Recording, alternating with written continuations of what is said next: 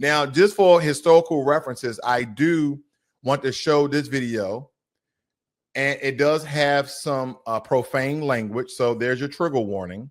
So if you have small children or you don't really take kind to profanity and lewd language, you can just mute this, but keep the video on because I think that this is going to speak for itself. And I want you guys to listen in on this. I want you to listen to every word, even though this may be difficult to hear. I moved on her, and I failed. I'll admit it. Whoa. I did try and fuck her. She was married. It's huge news, Sarah. No, Nancy. Yeah. No, this was marriages. And I moved on her very heavily. In fact, I took her out furniture shopping. She wanted to get some furniture. I said, I'll show you where they have some nice furniture. I took her out furniture. I moved on her like a bitch, but I couldn't get there. And she was married. And all of a sudden, I see her. She's now got the big phony tits and everything. She's totally changed her look. I got to use some Tic Tacs just in case I start kissing her. You know, I'm automatically attracted to beautiful. I just start kissing them. It's like a magnet. You just kiss. I don't even wait. And when you're a star, they let you do it. You can do anything. Whatever you want. Grab them by the pussy. You can do anything. Pull the ham.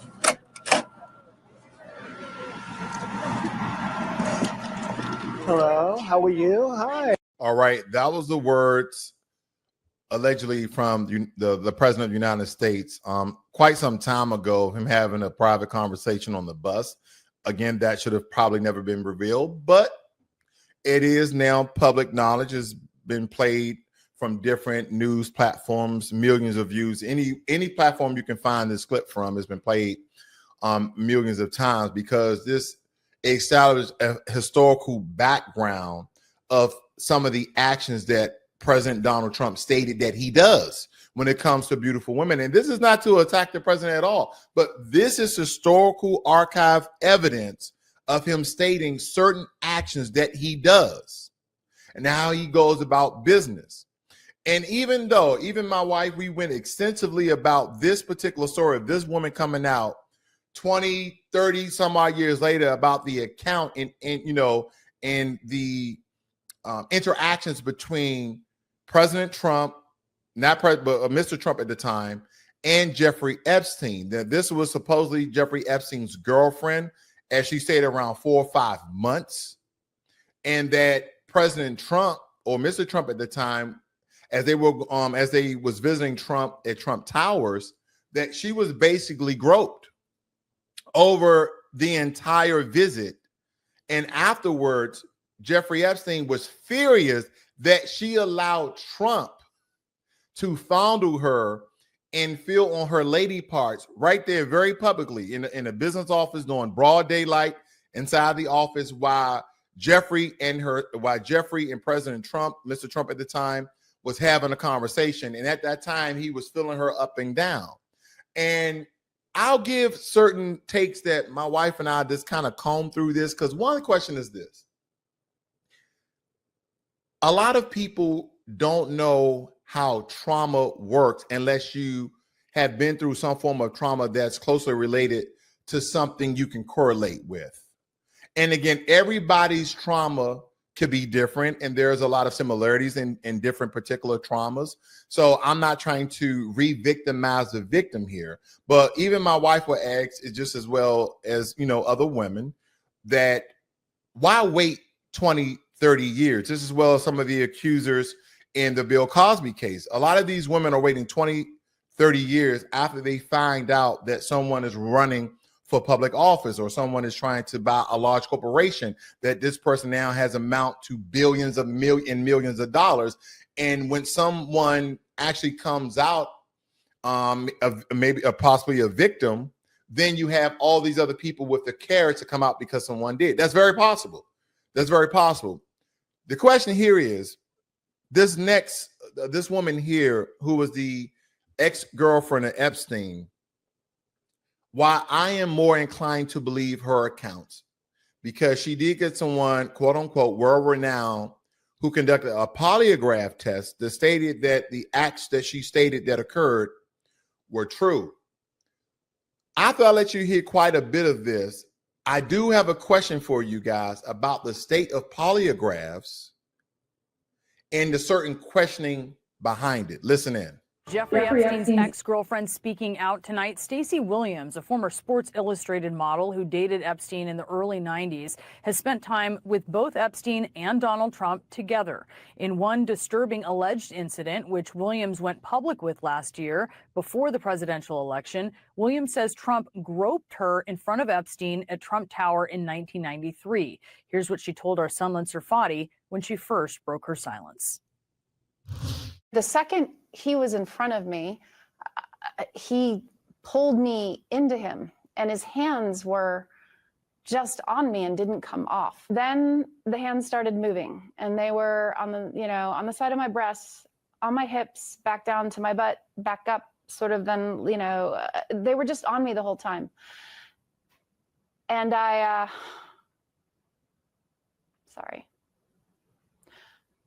froze. Williams also claimed that Epstein and Trump looked at each other and smiled during the alleged incident, which Williams says she now believes was coordinated and, quote, some kind of weird, twisted game. Trump denied Williams's allegations through his campaign at the time, which said in part, quote, it's obvious this fake story was contrived by Kamala Harris's campaign. And Stacey Williams is out front now to speak out for the first time since the uproar over Trump's handling of the Epstein case. Stacey, thank you so much for joining us tonight. As you know, Epstein is dominating the news once again, and his relationship with Trump is under scrutiny. While you were dating Epstein, can you tell us how close these two men were? They were best friends. I dated Jeffrey for a period of more or less, I think about 4 or 5 months. And the only friend that he would mention every time we saw each other or had a phone conversation was Donald. And he would share a lot of anecdotes. I have plenty of anecdotes. And yeah, they were very close, and they were up to no good. And how did Epstein talk about Trump? Sort of what was the quality of those anecdotes and how he described him? Well, there was a time when he mentioned that he had to check in on him because he was unwell and very upset about something that had happened. I remember because he was late to pick me up, and he was explaining why he was late. They were just, it was such a long time ago, but it was just that was his bro, that was his wingman. It was clearly, I'd hear about Ghislaine and I'd hear about Jeffrey, and I met Ghislaine in his house. She would come wafting in and out the home in New York. So he was clearly just someone that he talked about all the time. And again, I met Jeffrey the second time, and we started dating based on the reintroduction that happened at the Plaza Hotel at a Christmas party in 1992 that Donald Trump threw. And they were very, very close. So let's talk about this incident, alleged incident in 1993, where you say that Trump groped you in front of Epstein. I do want to note that CNN has spoken to 3 friends of yours who confirmed that you told them about this alleged incident over past decades. Can you tell me more about what happened that day, and particularly how Trump and Epstein interacted? Yeah, before I get into the details of what happened, which, obviously I told you guys and I've shared with. Now, I believe this next part, in some regards, now, again, I'm looking for some of the information behind this alleged polygraph, but this gives her more credibility, in my opinion, because she got polygraphed. Now, I want you to think about all these Me Too movement cases, public reports that hundreds of women were being violated. Not saying that they wasn't, but I believe when you're making these very large, egregious allegations, and I don't care the status of a person, I don't care the status of the man, I don't care the status of the woman, but anytime you make these allegations, that there should be some sort of polygraph, and just not the statements of someone who can make themselves emotional or non-emotional. There's people at the drop of a dime can make themselves cry, can make themselves weep. And again, this is not to re-victimize the victim, but this is to solidify and verify the claims of the accusations that they put on people, whether they male or female. Multiple outlets, the specifics of the assault that happened. I want to point out that I was polygraphed before I did all this by one of the most renowned examiners in the world. Michael Wolff has hundreds of hours of interviews with Jeffrey Epstein, where Jeffrey confirmed to Michael what the two of them did to me long before I came out and told you all of this. So those are two critical data points that you need to have. And now I'll walk you through what happened. I was dating Jeffrey. He was always talking about Donald. It was his bestie and everything. And he was joking about how Donald thought I was hot and Donald thinks I'm this or whatever, you know, wants to talk to you. And he was telling me this as we were taking a walk down Fifth Avenue one day. And he said, let's stop in and see him at his offices. So we went up to his office in Trump Tower. And within a couple of minutes, Donald was outside of his door, and his hands were all over me. They were on my breasts, they were on my butt, they were on, you know, my hips, up and down, while the two of them just kept having a normal conversation.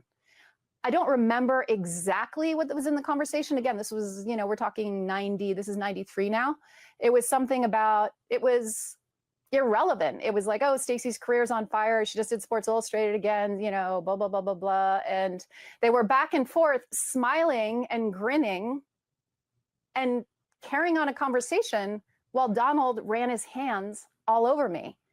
And, you know, when that happens in broad daylight in someone's office and an assistant's walking back and forth, you're in shock. If it happens in a dark alleyway, right, you defend yourself. But when it's hidden in its brazenness like that, which is Donald Trump's forte, you know, you go into shock. So I froze, and it was over and very quickly. It was a few minutes. And then we got back in the elevator, and Jeffrey's energy had changed. He was like seething. He was enraged. He wouldn't make eye contact with me. And then we got out on the street on Fifth Avenue, and he looked at me and he just started yelling at me, saying, why did you let him do that? And he was so enraged. And then I remember thinking, like, why did I? I felt like I was coming back into my body at that moment, and I was confused. So that's the story of the assault. And I do just want to note, Stacey, that Trump has denied these allegations, which you are well aware of. And I know at times you've referenced videos, which we have not confirmed the existence of. But I know that you felt that this was coordinated later when you look back on it. What was it that made you draw that conclusion? Well, I was sort of known in the industry for being somewhat combative with you know, photographers who would expose themselves or do inappropriate things, or even guys who would touch or harass on the streets. And Jeffrey was aware of that.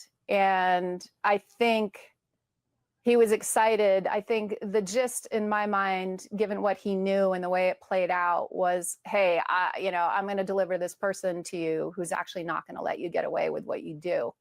And I did, because I froze. Like I said, when it's hidden in its brazenness like that, you freeze. And now, what's important about what she's stating, again, as I stated before, because of the polygraph, because of some of the accounts, even the Michael Wolff interview, that Jeffrey actually, as she stated, confirmed the actions of President Trump, I believe provides her a little more credibility than other accusers. Now, the things that I question is, one, when Jeffrey Epstein supposedly, after leaving the Trump Towers in the visit with President Trump, or Mr. Trump at the time, that he was furious with her because she did not stop Mr. Trump at the time. And that to Jeffrey, it seemed as though that she wanted that attention. Now, again, I believe in some regards, he tried to become the victim and her, you know, be the assailant in conjunction with Trump fondling her and touching her body parts right there in front of her. And again, in those awkward moments, I've heard women kind of go along with it because of fear of some sort, fear of retribution, fear of probably fracturing their relationship between her and Jeffrey. Maybe she really liked Jeffrey, trying to appease his friend by the way of, Mr. Trump at the time. So again, there's a lot to go off, and I don't want to re-victimize a victim when I'm about to state what I'm about to ask here. Because you was a strong advocate for women during that time, and women who were getting sexually assaulted or sexually harassed in some regards.